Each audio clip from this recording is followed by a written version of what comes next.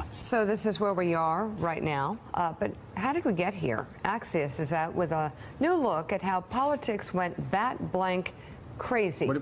Willie, what does he mean? Which hones in on 6 key events of the last quarter century that steered American politics off the rails. And joining us now, the co-founder and CEO of Axios, Jim Vandehei, to explain bat blank. What is bat blank, Jim? You're a PG-13 TV show, but the idea is the insanity of politics. If you think about your program today, think about your program every day. We look at it, the fight, moment by moment. But if you step back, one of the reasons I think this gets worse, not better, is that this is 25 years in the making. It started with Newt Gingrich weaponizing politics, Fox then televising it, Fox News Channel, and also incentivizing and monetizing it. MSNBC at night copying that, CNN then doing it 24/7. Then when you had the explosion of the internet, prior to 10 years ago, if you had a silly opinion or were a loudmouth, all you could do is scream at a TV. Now you can get thousands, if not millions, of followers and fans to emphasize what you're saying. Then you think about what happened in this last election. 3 things. 1, Trump, there was a precursor to it. I think John McCain picking Sarah Palin took reality TV and then merged it with politics. She was not a serious candidate, but it showed that a celebrity candidate could be part of a major party ticket. And then when you look at what happened on Facebook over the last couple of years, once they created the news feed, it was all about emotion and it was all about polarization. The news that was pumping at you was pumping at playing off the things that got you most jacked up. So if you had your head in the Facebook machine, you saw a very different election than Jim, most of us saw. Do you know how many times I've had to tell friends or family members when they sent me a Facebook posting during the campaign? No, my God. No, that's actually, that That's never not happened. real. It reminds me of having to call my mom, or having to take calls from my mom in 2009 after every one of Glenn Beck's shows. No, Mom, the Martians aren't coming down to eat the brains out of Republicans, and you shouldn't buy survival seeds. And put Muslim brains inside all white Americans, Mom. No, that's not true. And no, Mom, you don't have to buy survival seeds. It's like the very thing you're talking about, the sort of things that conservatives like me in the past said, oh, come on, cut it out. That's not happening. Actually, you look at Glenn Beck, 2009, 2010, you look at the survival seeds, you look at Facebook, you're right. It's like, and you can't convince people that this stuff isn't real. Well, there's so much focus on fake news, and fake news is no doubt a big problem.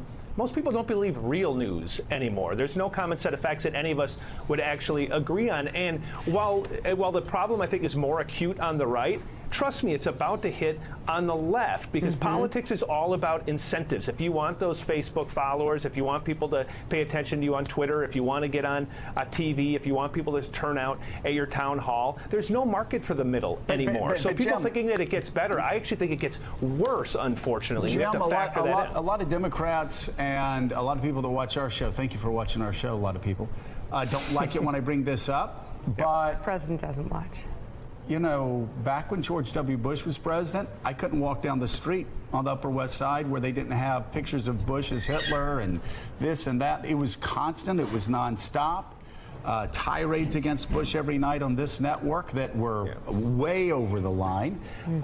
And you actually had polls that showed, I think I read in Politico, like 40% of Democrats at one point believed that 9/11 was an inside job. So yes, I mean, right now there's a Democrat or a Republican who's president. So it's the Democrats, some of the extremists going crazy, but you've got now crazy people on the right, even when their own person's in there. It's just, the pitch just keeps getting like louder and louder.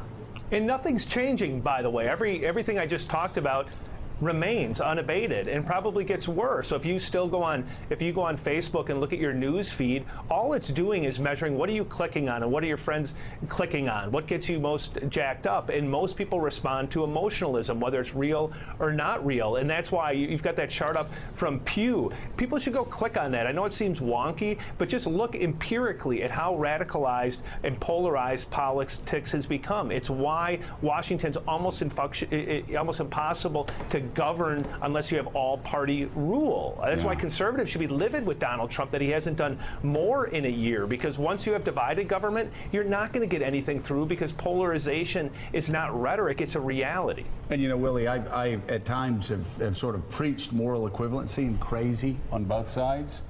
Right now there's not moral equivalency. Like on the right, it's Donald Trump's sort of propaganda machine is whipping it up. So it's not really even a close contest right now between the right and the left. And you have Russians and Russian bots that are weighing in every day as well. Yeah, and if Roy Moore survives and is elected to the Senate, if he survives these scandals in Alabama, it will be because of the accumulation of the 6 things Jim just laid out and the distrust of the media.